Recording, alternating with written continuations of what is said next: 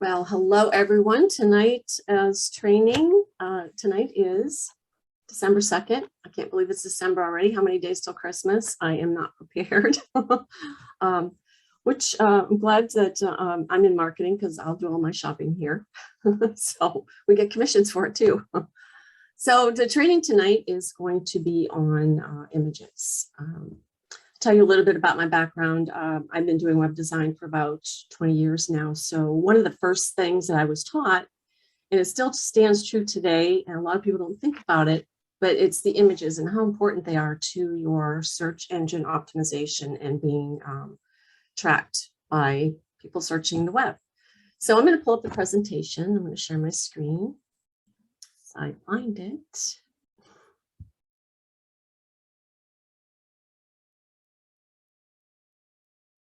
Okay, this is different, Linda. Where do I find my share screen? Should be down at the bottom. I'm looking. Let's see it.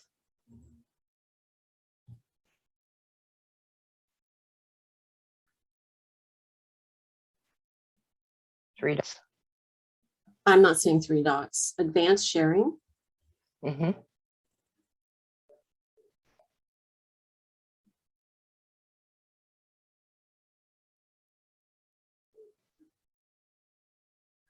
Okay, it's grayed out. This is not good.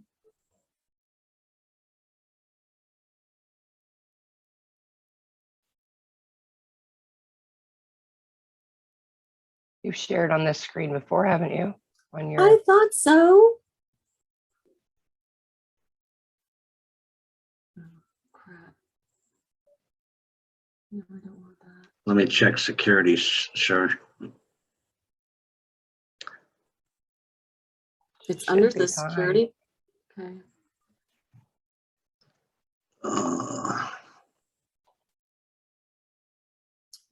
Okay. May be due to that hotspot.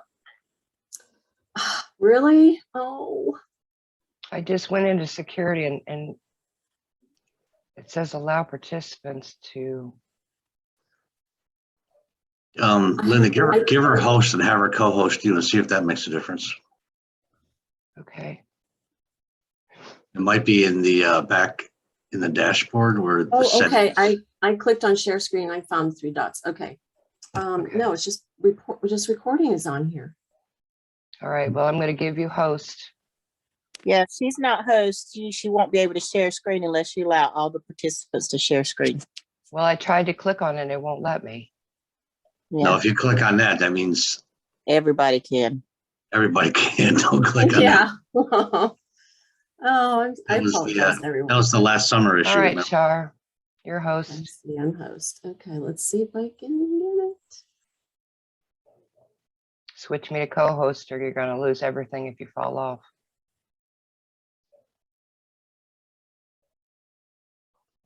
Okay, your co-host. See if I can record. Share screen. Stacy and I did that just not long ago. What did we click on, Stacy? And Hosts and co-hosts can share screen at any time, but it could literally. That's what I'm saying. Pop-up Yeah. arrow for you click on the pop-up arrow for share screen. It says one participant can share at a time, or you choose multiple participants can share it. I have that enabled. But it was saying Okay, here we go. one person, like only host can do it. So we should probably just leave it that way anyway, where the host. I just did co-host and I could have shared. Okay. You may want to remove the ability for everyone to just unmute. I did. Okay, can you see my screen now? Yes? Okay. Yeah, hit Okay. hit the big mute button one more time, and then all the co-hosts can still unmute. But Big mute button. the big blue one at the bottom of the. There, I did it. I'm not seeing that because I have my Mute presentation. all. I got it. There you go. Now unmute.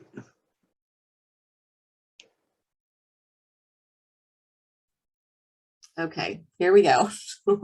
I'm going to go get rid of this screen here. Okay. So this is image optimization for your best web performance. This just tells a little bit about the content in review. We're going to review, I have a few fun facts, optimization and conversions, what's best for that, how to boost your user experience, and then how to optimize your images by selecting your image file names, special titles to use, a little bit of review on the alt text and what it's used for, and the use of sitemaps and responsive images. So image optimization is simply a process of reducing the size of an image as much as you can without ruining the quality of the picture itself. So why is it important? It's important for your conversions. For one, people don't want to purchase something if it doesn't make sense or if it's irrelevant. Website speed and search engine optimization as well. So images make about 75% of the total page weight. So if you look at a page, 75% of the page is weighted with relevant images. So it's crucial to make sure they're displaying correctly and not slowing down the page, especially since a quarter of visitors would abandon a website that takes more than 4 seconds to load. It's true. We're all impatient because we just want everything immediate. It's instant gratification. So if it bores us, we're moving on. We really don't want that. So visitors can't convert if they abandon your site that quickly. So Google won't be happy either. And we try to make Google happy. The search engine has been listing load speed as a ranking factor since 2010. It's now upcoming page experience update will continue to prioritize page speed as an essential ranking factor. So it ranks very high. Just a couple of facts here. 86% of businesses predicted that visuals will be an important part of their 2021 marketing strategy, which that's really high, really high. 39% of visitors will stop engaging if images don't load. That doesn't happen too much these days. With all the templates of the websites that we use, everything's kind of corrected in the back end, but it does happen from time to time. 46% of users don't revisit poorly performing websites. I know myself, if I see a website I don't like, I probably won't go back. Content with relative images get 94% more views than content without relevant images, and they will come back and revisit. I just showed a small graph, and I only wanted to show you how important it is for image and video optimization on your website. That is the winner of this graph at 60%. Properly optimized images will still have their visual quality intact. And if you're running an e-commerce website, that's really important for gaining customers' trust. Almost 93% of people say that visual input is a leading factor affecting their purchase decision. When asked what they look for online stores, about 78% of Americans said product images. This made it a survey's most named feature, with product reviews and side-by-side product comparisons coming in the second and third. Images are important because they're the only preview that online shoppers get when deciding to make a purchase. So I know that's a big, important thing for me. If you go shopping and you see something and you buy it, you get it home and it doesn't look anything like that picture. So it's real important to have a relevant picture that makes sense. The ability to touch product before purchasing is the #1 reason why some Americans still go to the store. I hardly go shopping anymore. I definitely shop online. For one thing, I just don't have the time, like a lot of people these days. So how to boost your user experience? 67% of online shoppers have described high quality images as very important to their decision when making a purchase. It's easy to assume that the professional quality of stock photos is all you need. Customers don't actually want to see generic content that they can't relate to.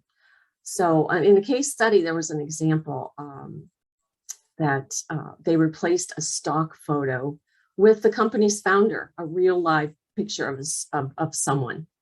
And their conversion rate was a lot higher. So that's just only going to happen in the future.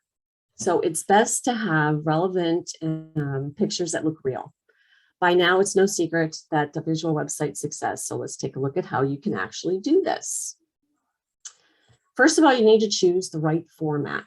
There are a ton of different image file formats, but for our purposes, the most popular and important are. There's JPEG, we call it JPEG. The format is best for photographic images like headshots and product photos. JPEG images have small file sizes, which allow you to store more of them at once and improves page load times. PNG.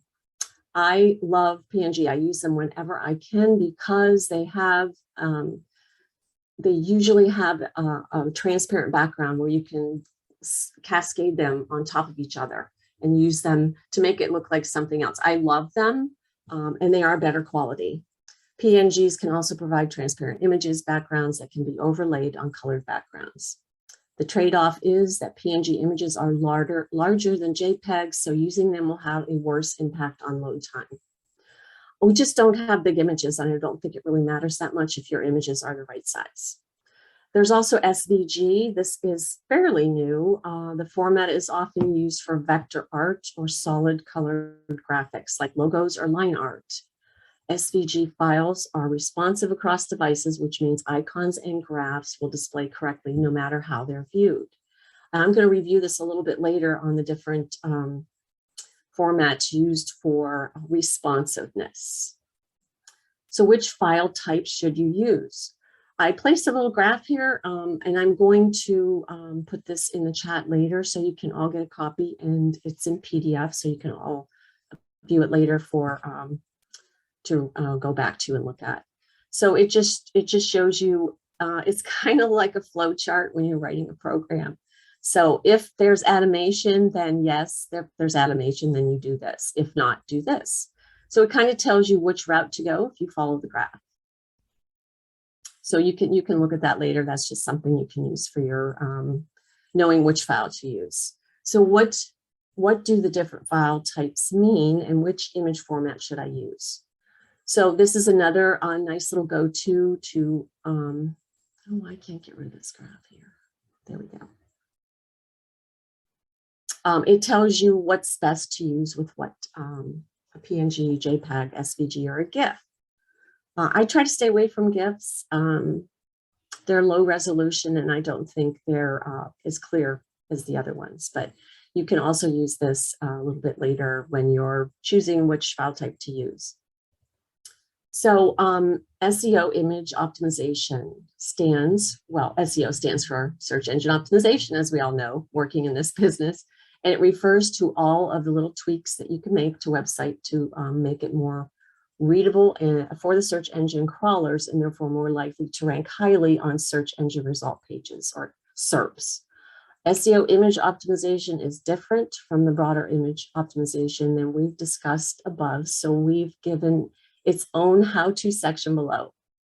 It's crucial to website success. 70% of online experiences begin with search engine, and over 90% of global traffic comes from Google, our friend, Google Images and Google Maps. So it's real important that we try to make Google happy. The higher up you can get on your page ranking in Google results, the more clicks and conversions we'll get. So how can you utilize SEO image optimization for better performance? These are some of the ways: the file names, image titles, alt text, sitemaps, and responsive images. So I'll review all of those. Search engines like to see that a page provides a quality user experience. Short website load time, which decreases bounce rate and increases time on page, is even a confirmed ranking signal by Google. So that again is really important. But aside from speeding up load times, image optimization for SEO also involves contextualizing images so that visitors and search engines can understand them more easily. There are a number of ways to make your images more accessible to search engines, which will be explained next. So here's a picture. When you look at this picture, what do you see? It can be a second nature to save images with whatever default file comes when you're taking that image off the web and saving it to use it on your website. But that random string of letters and numbers can hurt you in the long run. Before you upload an image onto your site, it's important to make sure the file name is relevant. For example, the file containing this image, which is, it should be named something like chocolate frosted cupcake and not something you can't understand like WWHABK7BO. Makes no sense, and Google's not going to like that.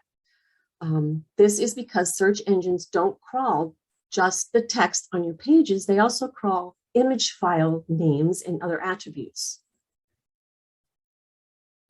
So optimize image titles. Similar to file names, image titles are another of those attributes we're talking about.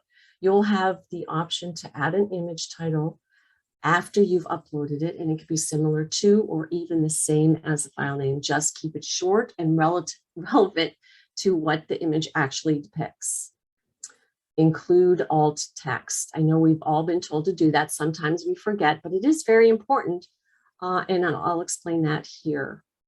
It's alternative text is what it means. This text that appears in a place of an image if the image fails to load.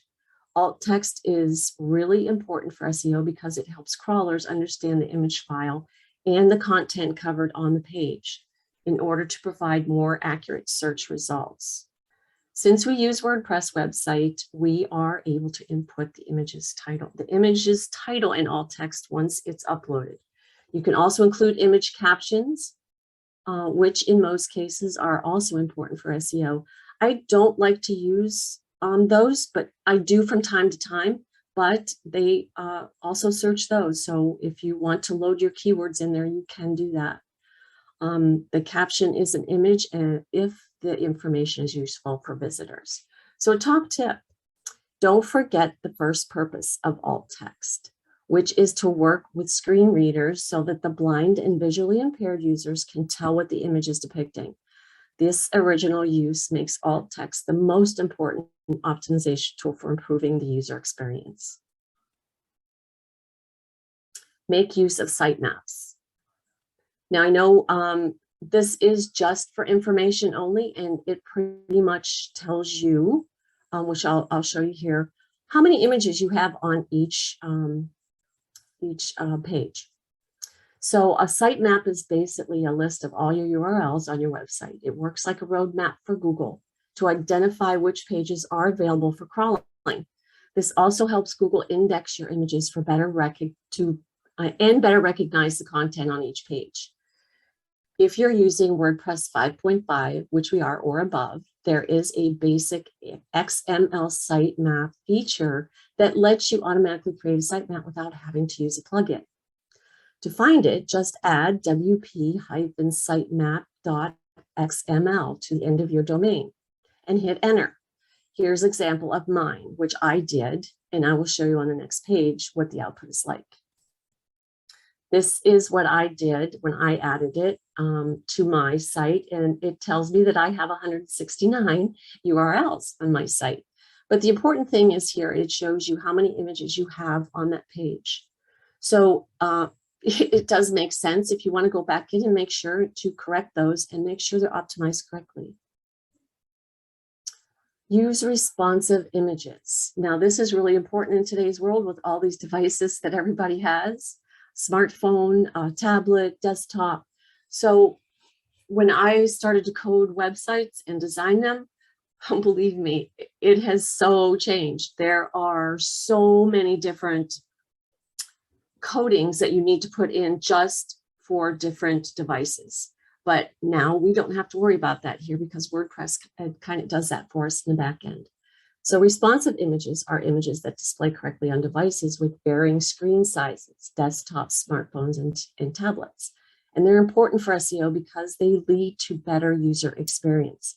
Now, I remember when I first started about 4 years ago, we did not have this enabled. There was nothing available in WordPress at the time because they were just going to devices. People were starting to use their smartphones more. And when you would pull up our site on our phone, it wasn't displayed properly, but Rory got that fixed, and now we're able to do that, and it's a good user experience for our phones and smart devices. We all know that a positive user experience is important to search engine crawlers, and Google itself has even named responsive images as an important best practice technique. If you're using WordPress, different width dimensions of the images you upload will automatically be created when you can already check responsive images off your list. So this, you don't need to worry about this. I just wanted to bring it up and let you know that it's already been taken care of. So as a summary, for optimization, image optimization is a huge part of building a professional website. It can lead to a substantial improvements in conversion rates, which means more money to you, site speed, and SEO. The best part is image optimization is something anyone can accomplish on their own without taking up too much time. With all the drag and drop and apps that we have, that makes it easier for us, and a lot of free stuff online for us to use. So in summary, you should aim to choose the right format, find out if you need JPEG, PNG, or SVG files. Compress images, we really didn't cover that too much, but that's it can balance out the smallest file size with the best image quality. I use Photoshop. I have it. Those who don't have it, I believe Canva does that as well. There's free to use, I believe. I'll check with Sheila, but I believe that is the case. Optimize file names and titles. Make sure they're relevant and not random. Include alternative text. Describe each image to improve the user experience. Make use of your sitemap. Make it easy for Google to index your images. And the quicker you'll be approved for Google AdSense. Use responsive images. Make sure your images display well on different devices. And don't forget about the many tools, both free and paid, that are available to help you with everything you need to do. So that is the end, and I thank you much. I'm going to stop sharing. I can figure out how to do that. Maybe escape works. No, it doesn't.